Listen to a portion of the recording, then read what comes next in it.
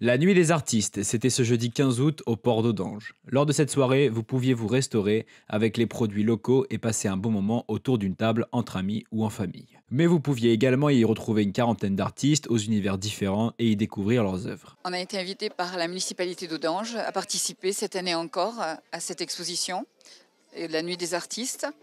Donc nous, on représente les artistes en liberté. Nous sommes une quinzaine ce soir sur site, sur 28 adhérents. Et tout se passe très très bien.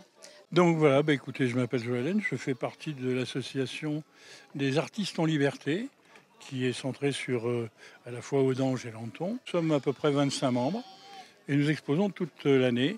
Donc l'été, c'est deuxième et quatrième dimanche du mois. L'hiver, c'est troisième dimanche du mois, mais sur le port, de l'autre côté, du côté des restaurants là-bas. Et voilà. Et quand on expose sur le port là-bas, en général l'après-midi, on accueille les enfants qui viennent dessiner un peu avec nous. On leur fait découvrir les différentes matières qu'on utilise, la façon dont on s'en sert. Voilà à peu près à quoi on s'occupe, ce qui est quand même assez agréable. Alors moi, en ce qui me concerne, je fais deux choses. Je dessine essentiellement et prioritairement à la plume et à l'encre de Chine. Et ma prédilection va sur les arbres qui se trouvent notamment dans la plaine fleurie, du côté du Tech, là-bas. Parce que ces arbres, si vous voulez, c'est une espèce de morceau de blues. C'est-à-dire que ça raconte la vie avec ses blessures, les gens, les moments où ils se sont redémarrés. Enfin, voilà. Moi, c'est ça qui me retient. Et puis ces arbres, c'est quand même la force, ça dégage une puissance extraordinaire. Quant à l'autre partie, donc cette partie qui est plus douce et plus tranquille, eh bien, ma foi, c'est le pastel qui me permet de le faire avec des nuances du coucher de soleil, tout en douceur, voilà, tout en fondu, avec tout le plaisir qu'il y a aussi à travailler la matière au bout du doigt. Je suis très fière de faire partie de l'association des artistes en liberté.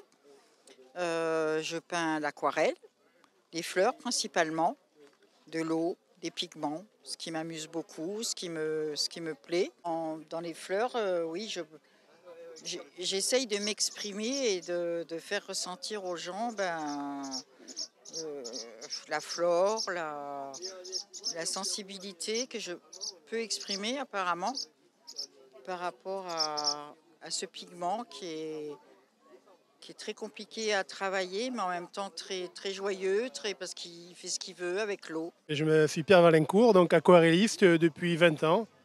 Je peins essentiellement à l'extérieur lors de mes voyages, suivant les paysages qui m'inspirent. Et je peins beaucoup de vie, de rue, de marchés, de scènes de rue avec des personnages qui donnent la vie et qui donnent la vie aux aquarelles. Je préfère d'autant plus travailler à l'extérieur. La raison essentielle, c'est qu'une aquarelle faite en atelier, il n'y a aucun souvenir qui s'y rapporte, alors qu'une aquarelle faite à l'extérieur, on a toujours un souvenir, une anecdote, le temps qu'il faisait, les gens qu'on a rencontrés, et ça me laisse plein de souvenirs et que j'essaie de retranscrire dans mes aquarelles. Donc, j'ai une particularité, c'est que je vernis mes aquarelles, elles sont de moins en moins sous verre, elles sont maintenant vernies vers un vernis mat qui ne transforme pas l'aquarelle. Et je trouve que ça donne un résultat plus sympathique lorsqu'on l'accroche chez soi, en face d'une fenêtre ou en face d'une baie vitrée. Il n'y a plus le reflet que donnait la vitre. Je me présente Sylvie Honard, sculptrice. Moi, je travaille la terre depuis 10 ans. J'habite la région depuis 2 ans et demi et je fais partie de l'association Artistes en Liberté. Et ça me permet justement de pouvoir montrer mon travail. Alors moi, j'ai pas de modèle. En fait, je travaille à l'instinct par rapport certainement aux gens que j'ai croisés dans ma vie et je transmets tout ça par la matière. Et ce qui m'inspire, l'humain.